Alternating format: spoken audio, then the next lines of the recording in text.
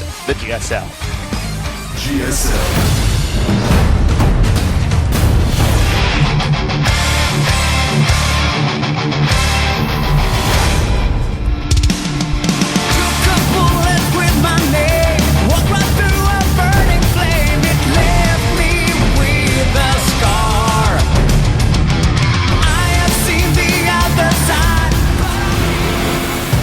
Welcome to GSL Whirlwind. Right in the bottom right, an amazing Terran player from the site Team Liquid. I don't know if you guys picked that up on our audio, excuse me. We had some interference for a second. In the bottom right, we have our Terran player, very successful, from the site TeamLiquid.net. He is Liquid TaeJa. And in the bottom left, we got our Zerg player, the best Broodlord Infestor play I have ever seen. Can he bring this all the way to the finals? He is FXO Leenock. By the way, Tasteless, there are so many people here today. It's packed. I think Marine King brings all the nerds to the yard. And his micro is better than yours. All right. So let's just theory craft a bit about bringing ghosts back into this equation. Well, I mean, it just seems like, you know, it's funny because you don't have to have a lot of Broodlords, okay? You don't have to. You can have about. You have like what? You have like 5 or 4 most. Yeah. But when you have enough Bungles, you can just destroy every single Viking. Maybe you could. I mean, of course, the response for Zerg would be, well, you know, you need to get Overseers. But even then, I feel like it's not the easiest thing in the world to snipe a Ghost for Zerg. It's not like feedback for Protoss. No, it certainly is not. What you're going to rely on is actually hitting them with the Broodlord shots. Exactly. That's how you're going to kill them. You don't really target with Broodlords that often. I mean, it would definitely require some different handling by Zerg.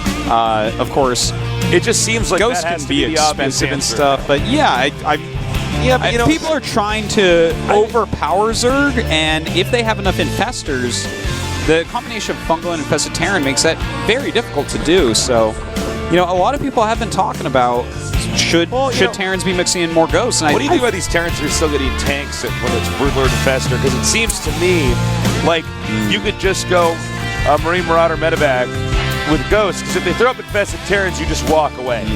I would say, you know, I'm sorry, go ahead.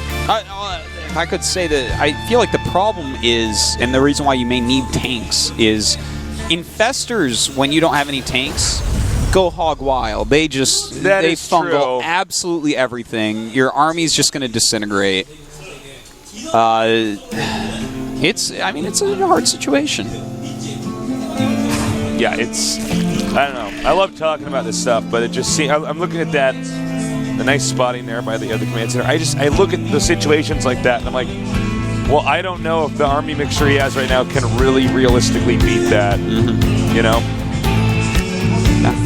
Well, so let's take a look here. We got TaeJa going for the super fast triple command.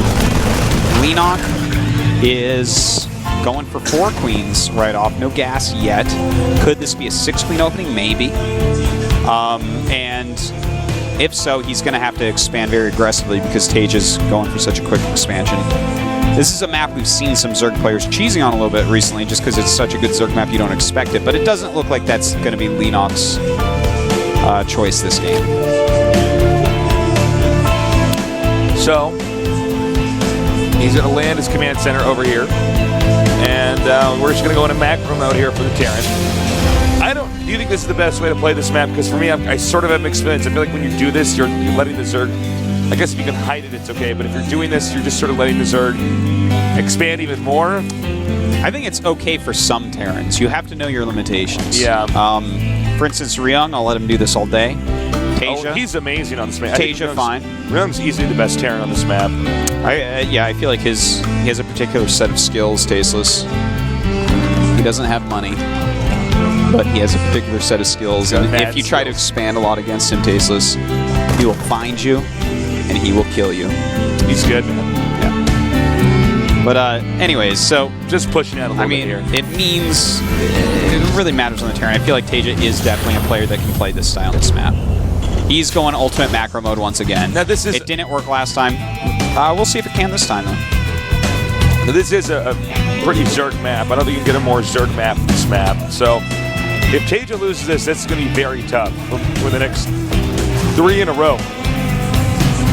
God, yeah, that's very true. A pretty tall order here, considering how well Leenock's playing. Yeah, it's almost a surprise to see Leenock suddenly back at the very top of the world. I know. Well, I mean, yeah, he I did just always win felt at like- MLG and all, but I don't know. Leenock goes through ups and downs so much. Yeah, I always thought he was going to be one of the best Zergs. Yeah. But I'm starting to think, oh, he actually is the best Zerg. Well, I've always assumed eventually he'll be the best Zerg in the world. Oh, really? Because he's so young and he's already shown so much skill. And anyone that shows that much at that age, as long as they keep playing, is just going to show more and more and more. They have that much more Especially- time and potential. And the mindset of Leenock is healthier than any other Zerg as far as I'm concerned. He has such a I healthy think, mindset. I think he's not too hard on himself. Yeah. He's a hard worker. But he wants it. Yeah. You know, he's got it all pretty much figured out. So, but yeah, I mean, he's still looking so godly. But anyways, let's see if he can actually do it this game. See if TaeJa can get some drones. TaeJa's more conservative than most Terrans with his Hellions. Yeah, and I feel like that's just because he's so good that, you know, the Terrans that like overextend with them, sometimes they look like geniuses and sometimes they look like fools. Well, Rinking's a prime example of this. He will oftentimes barrel in there. Ranking is the prime example. Thanks, Stasis. No problem. I make jokes when I don't even mean to make jokes. That's right. You're a funny guy. All right. Well, anyways, we do have a tiny Hellion push. I mean, a tiny Roach push that won't do anything. Look at that. TaeJa actually has 2 Marauders in a bunker with a wall against 5 Roach attack. Talk about overkill. That one, yeah. He's got some more Roaches on the way, though, by the way. Wait a minute. Am I seeing this right? He's making another Roach horde? Yeah, he is. That's a mistake. That's a mistake. That's just that's a total brain fart right there. But I want to point out that he's going Roach with speed and Roach attack, in fact, and Roach Bro movement. Okay, it wasn't a mistake. He did it on purpose. Oh, wow. He's going fast Roach Bro movement. The problem here... What is this cool build? It's a cool build. It's a cool build. Yeah. Oh, do you see both? Wait, do you see both the Roach horns? Check. Hold on. Even if you do, I think most of the time you're going to think it's a mistake. Yeah, he's seen them both. All right. This is going to be really interesting. I don't know if you saw them both upgrading. Probably. Okay, so he has 3 Marauders in these 2 medevacs, and he's going for a Hellion attack somewhere else. So, well, that's not going to work. At least the Hellion attack isn't. But that draws units over there. That keeps those units over there for this drop to actually get damage done. So I'm actually scared right now for Leenock. But TaeJa actually just dropped the units in the worst place he could have. I think he thought there was going to be a 4th here.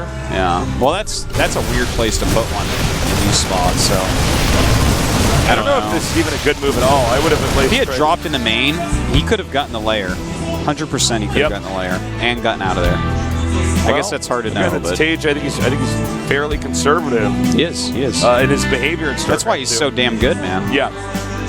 He's like, no, that's a risk. I'm not going to take that. And I can't get creep over here no matter what. Which means I get ahead no matter what. So Leenock right now is actually about to go up to almost 50 Roaches and like 50 Lings. And he has burrow movement and speed. So I've never seen this build. Yeah, this is weird. This is weird. It looks like he's just going to go for an attack, but there's a lot of Marauders out. And Marauders are some good against Roaches, as we're about to see. Well, he's got a lot of Lings, though. Yeah, he does. Medevacs, they can fly. All right, well, this is going to be kind of gross. Hard to even say how gross that would be if he had stayed there. Notice he did run away, so this really hasn't done anything for me. He has this big Roach army, but this is not all that scary for TaeJa. He just keeps on mixing in Marauders. And, yeah, exactly. Hopefully make sure he gets up to 2 facts. But it looks like he's just going to focus on Marauders for now. Not even going to worry about siege tanks. They aren't mobile enough. I think he'll get another factory if he can land that 3rd. Yeah. So Leenock's plan here, this is like a really bizarre game for him so far. I mean, he's getting another Evolution Chamber. He's getting his Infestation Pit. I think he is going to go in Pesters as opposed to a super quick Hive. Okay. This is not a normal Leenock build here. And he's coming here again. hitting hard. But this is a pretty good concave here for the Terran. And gets the tanks. I mean, has he done enough for that to be meaningful? No, not really. I don't get this build at And all. he started 12 roaches and 16 lings behind that. But I mean, that was not just worthwhile. a weird It's move. like, let's say, I mean, there's different times where attacking with roaches and losing them all can be good, like killing off tanks when you're going like heavy speed banes or something. But he doesn't even have a baneling nest. I'm like, it's hard to say exactly what's in Leenock's mind right now. Right, he scans the ramp, he sees the roaches and links coming up. It looks like he's confident he can take them on here. Right, he's stimming microwave back here. And it looks like with the rest of these roaches coming up here, he will have to pick up for sure. Those aren't Marauders to medevacs. Well, I guess That's pretty he does. good. All right, well, in the meantime, he drew all the units over there, so we'll clear out a huge amount of creep once again. Gonna want to get out of there, though, at this Really point. nicely done there by TaeJa. Yeah, he does this a lot. And in fact, look at this. He's re-healed a bit, re-dropping here, and Leenock going to lose a lot of units once again. Really staying in Leenock's face here. Look at TaeJa's supply right now, 162 to 130. And Leenock, he has an infestation pit, hasn't started any upgrades, just started the hive. The hive rather than pathogen Judging by glands. supplies, if history repeats itself, that means TaeJa's screwed. Yeah, you know, he's seeing so many Marauders right now that I feel like actually making the infestation tech, like actually getting pathogen glands and a lot of infestors would be top priority. Okay, he finally starts some infestors, no pathogen glands though. But yeah, I mean, you know that they're going to be light on tanks. He keeps on attacking without any tanks, which makes the infestors even more powerful. Right. So like, but you know, at the same time, when he's staying so low tier tech, I suppose that we are gonna. I mean, Broodlords are gonna be important as well. It's a weird game. Yeah, this Zerg style is pretty tough to cast, actually. He does have some investors as we see, so getting some fungus off, but doesn't have the units. Plans yet. TaeJa now moving out over here, dropping inside the main. TaeJa really getting aggressive here. Nice fungal snipes to the infestors. Wow, we are dumb. They actually do have pathogen glands. But anyways, he's like barely not breaking through this army in the right way. You know, he's used so many fungals up. Getting the main though pretty hard GG. here. GG. All right. I'm actually glad what Leenock didn't work because I did not see. Yeah, it was. You know what? Like for instance, what the strat was he had planned. if TaeJa had chosen mech, let's say, Leenock's strat would be very good against that.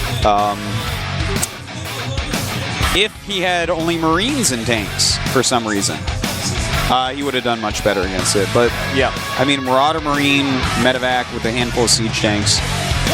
I don't know. That was a weird game. It was. That was really a weird game. Leenock had something in his mind. It didn't work out. It's funny because, you know, we thought that extra Roach Warren was a mistake, and then right as it finishes, boom! Yeah. You know, Roach speed starts up.